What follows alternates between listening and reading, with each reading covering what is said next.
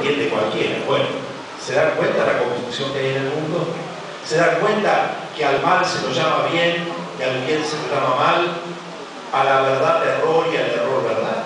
Necesitamos tener la luz del Espíritu Santo, ese fuego que ilumina nuestra vida para que no nos equivoquemos en ese camino del cielo. Claro, porque cuando uno sube una montaña se puede equivocar de camino y puede terminar en otro lado. Pues para no equivocarnos del camino, el Espíritu viene a iluminarnos. Pero no basta eso. ¿El fuego qué es? Hay un canto de Sandro que decía, ¿cómo decía ese? Dame el fuego de tu amor, dame el fuego. Claro que sí, el amor es fuego, o el fuego es amor.